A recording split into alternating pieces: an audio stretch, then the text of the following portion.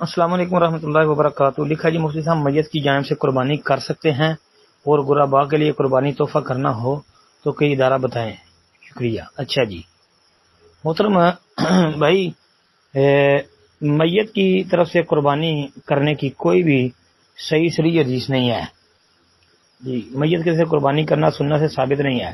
اس بارے میں جو روایت آتی ہے نا سنن ترمذی میں 1495 نمبر، اس کے علاوہ سنن ابی داؤد میں اور کئی کتابوں میں موجود ہے، لیکن وہ ثابت نہیں ہے۔ چار علتیں اس میں موجود ہیں۔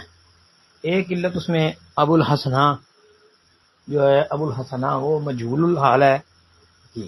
دوسرا شریک بن عبداللہ، یہ مختلف فی راوی ہے، اور مختلف فی ہونے کے ساتھ ساتھ مدلس بھی ہے، اور سند میں یہ تدلیس بھی کر رہا ہے، تو اس کی تدلیس بھی ہے۔ اس کے بعد حکم بن عتیبہ ایک راوی ہے، اس کی بھی تدلیس ہے، وہ بھی مدلس ہے، سیگان سے بیان کر رہا ہے۔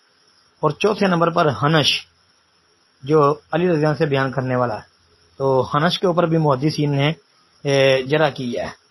علامہ ابن عدی یعنی امام ابن عدی رحمۃ اللہ علیہ بہت بڑے محدث تھے، انہوں نے اپنی کتاب الکامل کے اندر اس روایت کو حنش کے ترجمے میں ذکر کیا ہے۔ تو بہرحال میت سے قربانی کرنا سنت سے ثابت نہیں ہے جی۔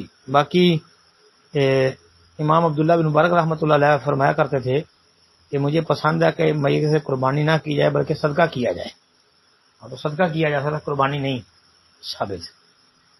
اب باقی آگے کوئی ادارہ بتائیں تو محترم بھائی وہ پرسنل میں رابطہ کر لیں میرے ساتھ جی۔